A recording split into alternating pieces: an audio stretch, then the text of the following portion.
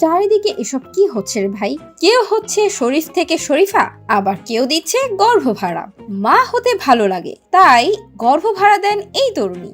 আমেরিকার এই মেয়ে গর্ভধারণ করাকে এতটাই পছন্দ করেন যে এখন তিনি বাবা মা হতে চাওয়া যে দম্পতিগুলো আছে তাদের কাছে নিজের গর্ভ ভাড়া দেন।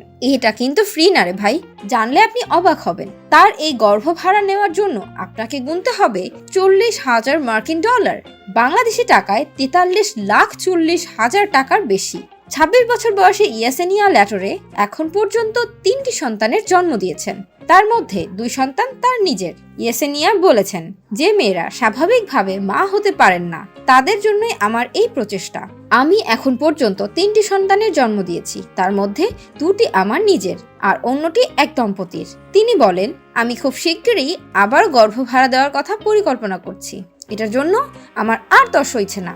মার্কিন এই তরুণী সামাজিক যোগাযোগ মাধ্যম টিকটকে নিজের এই শখের কথা জানাতেই তা রীতিমতো ভাইরাল হয়ে যায়। টিকটকে তার ফলোয়ার আছে 2,22,700 জনের বেশি। বাবা মা হওয়ার স্বপ্ন পূরণ করতে প্রায় শতাধিক দম্পতি তার সঙ্গে যোগাযোগ করেন। তিনি বলেন, মানুষ বুঝেছে সারোগেসি মানেই শুধু অর্থোপার্জন নয়, অবশ্যই নিজের পরিচর্যার জন্য অর্থের প্রয়োজন রয়েছে, তার বেশি কিছু নয়। আমার কাছে পরিবার অত্যন্ত গুরুত্বপূর্ণ। যেসব দম্পতিরা সন্তান হচ্ছে না বলে হতাশায় রয়েছেন সেই সব দম্পতির হাতে সন্তান তুলে দিতে পেরে আমি গর্বিত। 2018 সালে যখন সে দ্বিতীয়বারের জন্য অন্তঃসত্ত্বা হন, দুর্ভাগ্যবশত সেই সন্তানটি পৃথিবীর আলো দেখতে পারেনি। সেই ঘটনায় ইয়াসেনিয়াকে গর্ভ ভাড়া দেওয়ার উৎসাহিত করে।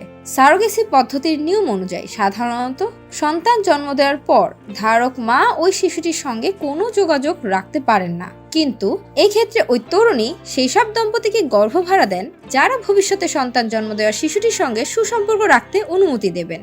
সো ভিউয়ার্স, এই তরুণীর গর্ভ ভাড়া দেওয়াটাকে ব্যবসা বলবেন নাকি বলবেন মানুষের উপকার করছে? কমেন্ট বক্সে জানাবেন কিন্তু।